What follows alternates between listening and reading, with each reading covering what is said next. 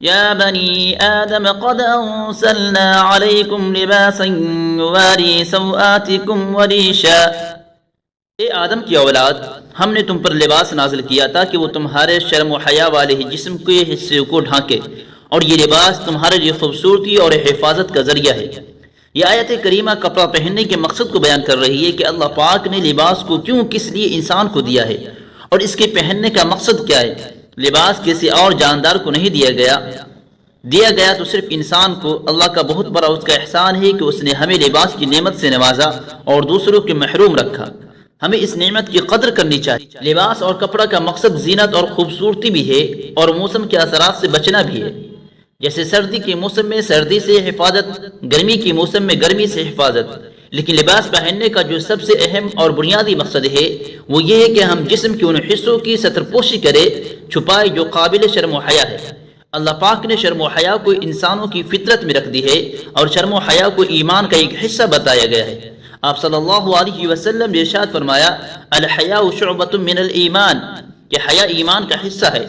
آپ خوب جانتے ہیں کہ جب حضرت آدم علیہ السلام سے جنت کا عمدہ لباس اتروا لیا گیا تو وہ شرم کے مارے جنت کے درختوں کے پتوں سے اپنے جسم کو ڈھانپنے لگے۔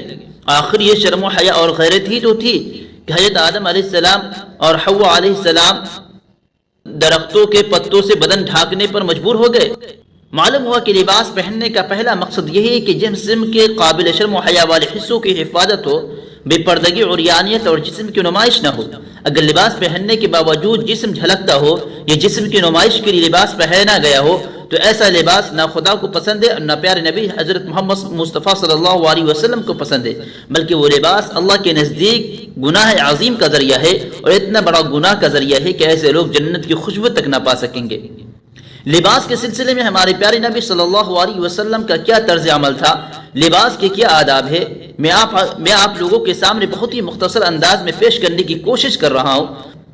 قرآن پاک میں ارشاد فرمایا گیا ہے کہ وَلِبَاسُ التَّقْوَى ذَلِكَ خَيْرٌ، کہ بہترین لباس تقوی کا لباس ہے۔ تقوی کے لباس سے باطنی پاکیزگی بھی مراد ہے اور ظاہری پاکیزگی، پرہیزگاری کا لباس بھی، یعنی ایسا لباس پہنے جو شریعت کی نگاہ میں پرہیزگاری کا لباس ہو، جس سے تکبر، غرور اور گھمنڈ ظاہر نہ ہوتا ہو، اور نہ ایسا لباس ہو کہ عورتیں مردوں والا لباس اور مردوں عورتوں والا لباس پہنے۔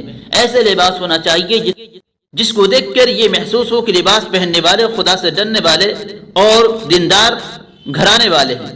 نیا لباس پہنے تو سب سے پہلے خدا کا شکر ادا کیجیے، اس نے فضل و کرم سے یہ کپڑا عنایت فرمایا ہے۔ حضرت عمر رضی اللہ عنہ کا بیان ہے کہ نبی کریم صلی اللہ علیہ وسلم نے ارشاد فرمایا، جو شخص نیا کپڑا پہنے اگر گنجائش رکھتا ہو تو اپنے پرانے کپڑے کسی غریب کو خیرات میں دے دے، اور نئے کپڑے پہنتے وقت یہ دعا پڑھے، الحمدللہ الذی کسانی ما اباری بہ عورتی وتجمل بہ فی حیاتی، یعنی ساری تعریف اور حمد اس خدا کے لیے جس نے مجھے یہ کپڑا پہنایا جس سے میں اپنے جسم چھپاتا ہوں، اور وہ لباس میرے لیے اس زندگی میں حسن و خوبصورتی کا ذریعہ بھی ہے۔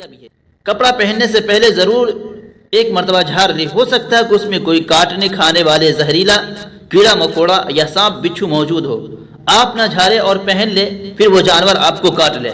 نبی کریم صلی اللہ علیہ وسلم ایک مرتبہ جنگل میں اپنے موزے پہن رہے تھے۔ پہلا موزہ پہننے کے بعد جب آپ نے دوسرا موزہ پہننے کا ارادہ فرمایا تو ایک کوا جھپٹا اور وہ موزہ اٹھا کر اڑ گیا اور کافی اوپر لے جا کر چھوڑا۔ موزہ جب اونچائی سے نیچے گرا تو گرنے کی چوٹ سے ایک سانپ دور جا پڑا۔ یہ دیکھ کر آپ نے خدا کا شکر ادا کیا اور ارشاد فرمایا، ہر مسلمان کے لیے ضروری ہے کہ جب موزہ پہننے کا ارادہ کرے تو اس کو جھاڑ لیا کرے۔ مردوں کے لیے ٹخنوں سے نیچے پائجامہ یا لنگی پہننا نہ صرف حرام ہے بلکہ غرور اور تکبر کی علامت ہے۔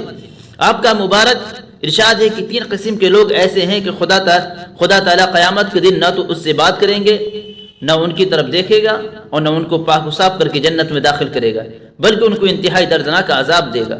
ایک وہ شخص جو غرور و تکبر میں اپنا تہبند ٹخنوں سے نیچے لٹکاتا ہے، دوسرا وہ شخص جو احسان جتاتا ہے، اور تیسرا وہ شخص جو جھوٹی قسم کھا کر اپنی دکان چمکاتا ہے۔